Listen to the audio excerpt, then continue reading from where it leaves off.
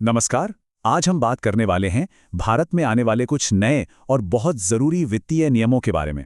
ये ऐसे नियम हैं जो हमारी बचत और खर्च करने के तरीकों पर सीधा असर डाल सकते हैं।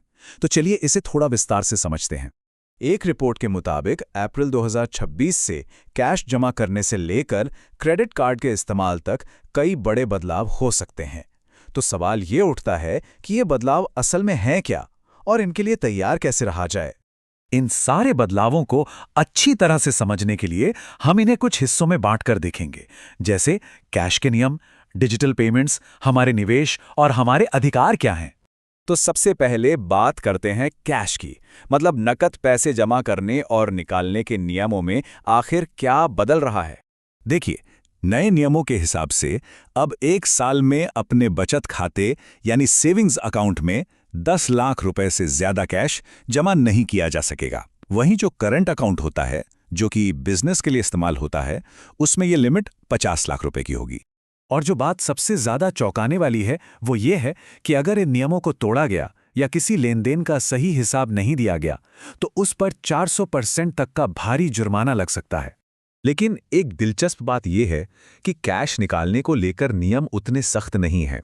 मिसाल के तौर पर अगर कोई अपने सेविंग्स अकाउंट से अपनी पूरी जिंदगी की जमा पूंजी भी निकालता है तो उस पर कोई सवाल नहीं उठाया जाएगा। अच्छा, कैश की बात तो हो गई। अब आते हैं डिजिटल पैसों पर। क्रेडिट कार्ड और ऑनलाइन पेमेंट पर भी अब पहले से कहीं ज्यादा नजर रखी जाएगी। अक्सर ऐसा होता है कि हम दोस्तों या परिवार वालों को अपना क्रेडिट कार्ड इस्तेमाल करने के लिए दे देते हैं, है ना? लेकिन अब ऐसा करने में थोड़ा सावधान रहने की जरूरत है, क्योंकि ये एक टैक्स की समस्या खड़ी कर सकता है।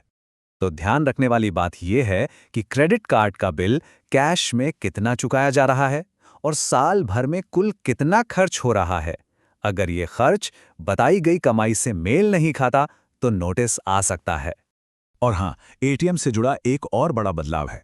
अब तक यूपीआई के जरिए जितनी बार चाहे मुफ्त में कैश निकाल सकते थे, लेकिन अब ऐसा नहीं होगा। अब यूपीआई और कार्ड दोनों से कैश निकालने की जो मुफ्त सीमा है वो एक ही मानी जाएगी।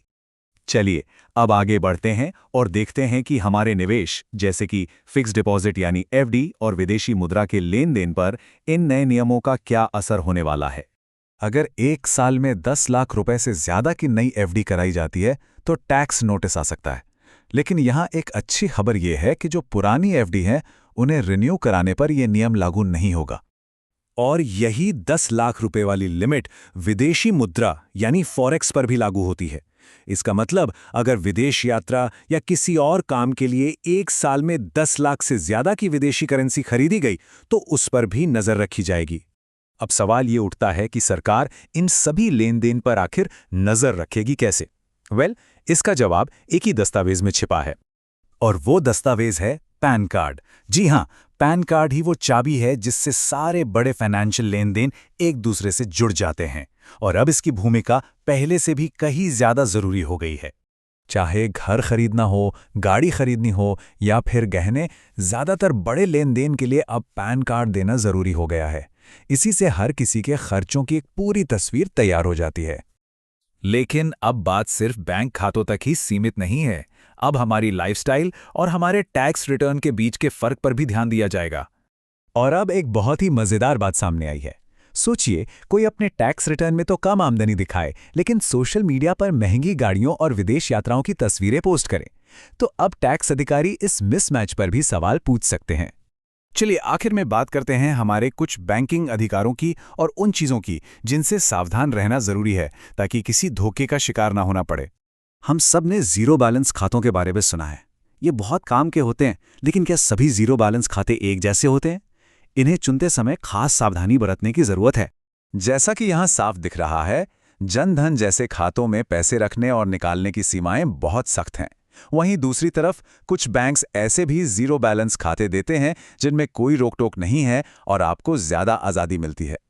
इसके अलावा ये जानना भी बहुत जरूरी है कि लोन वसूलने वाले एजेंट कभी भी बेवक्त परेशान नहीं कर सकते और अगर कभी कोई डिजिटल धोखाधड़ी हो जाए तो उसके लिए मुआवजा मिल सके, इस पर भी एक नया नियम लाने का प्रस्ताव है। तो इस पर भी नजर बनाए रखना जरूरी होगा।